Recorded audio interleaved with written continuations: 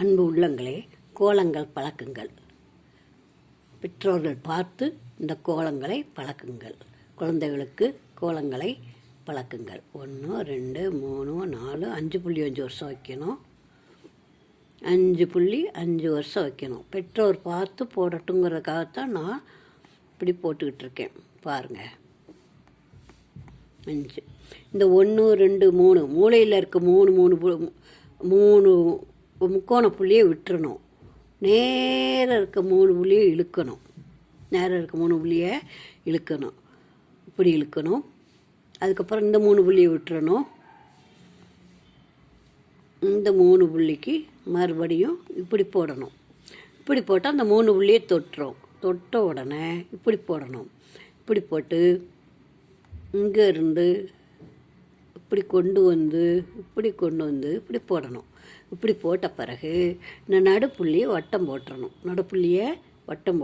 வட்டம் போட்டுட்டு இப்படி சுற்றி போடணுங்க.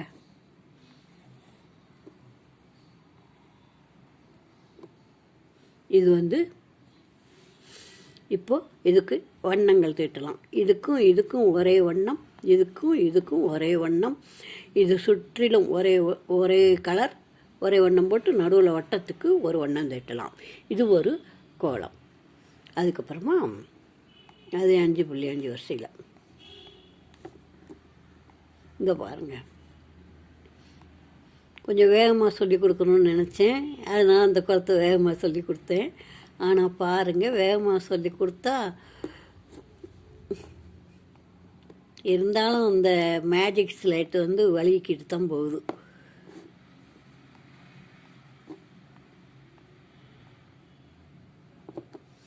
இதில் எப்படின்னு சொன்னால் இந்த நடுப்புள்ளியை வட்டம் போட்டுக்குங்க. அப்போ தான் முதல்ல ஈஸியாக பழக வரும்.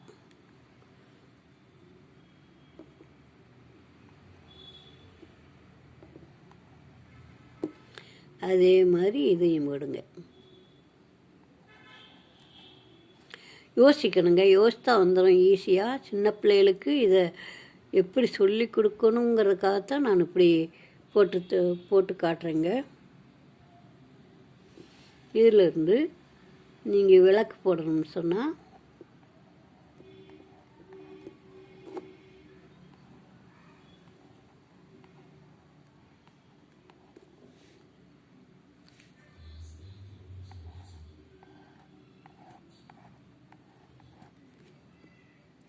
முதலையே டிசைன் அழகாக வரணும்னு நினைக்க வேண்டாம்.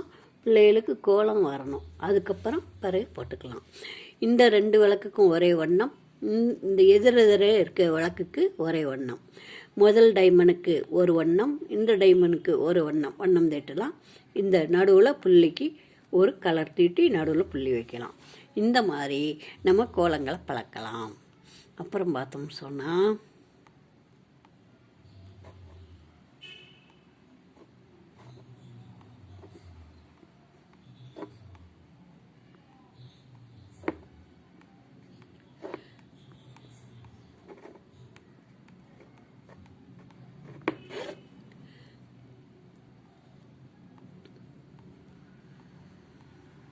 இந்த 5.5 வரிசையில் இது கொஞ்சம் கஷ்டமான கோலம்தான்.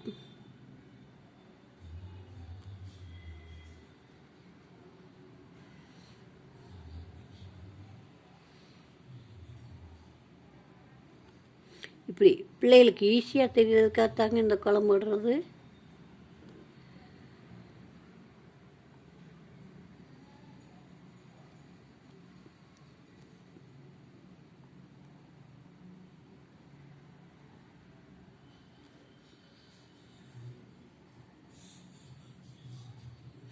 டிசைன் அப்புறம் பார்த்துக்கலாம். முதல்ல கோலம் போட தெரியணும்.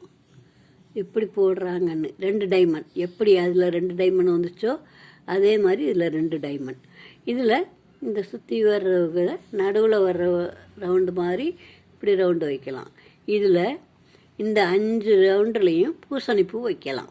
மார்கழி மாதம் சாணி உருண்டை வச்சு அதுக்கு மேலே பூசணிப்பூ வைக்கலாம். இது ஒரு கோலம். இதே மாதிரி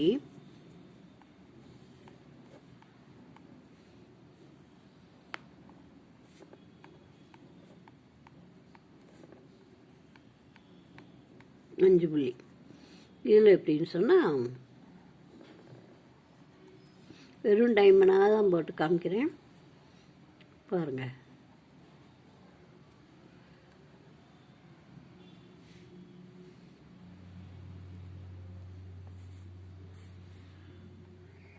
இது அரை டைமண்ட் ஆகும். இந்த அரை டைமண்ட் வரும்போது தான் இப்படி இழுத்துடணும், தெரியுதா? இப்படி ஈஸியாக பழகிக்கிட்டு போகணுங்க, ஈஸியாக பழகி கொடுக்கணும்.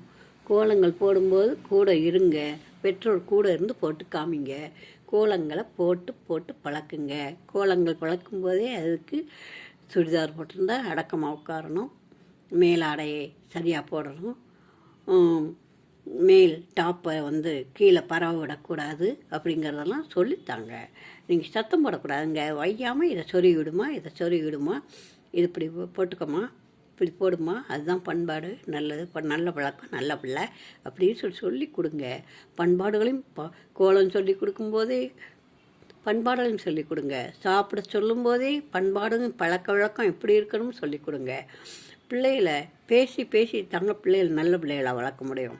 பேசாமல் செல்லை கையில் கொடுத்துட்டு இதை பார்த்து பண்ணு, அதை பார்த்து செய்யின்னு சொல்லிட்டு வளர்க்குறது குழந்தை வளர்ப்பு இல்லைங்க.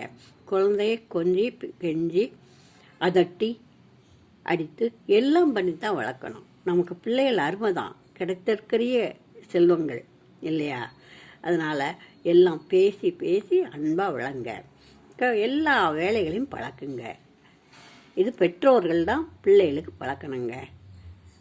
மதுரை விசாலாட்சி ஆட்சின்னு போடுங்க, இந்த கோலங்கள்லாம் வரும்.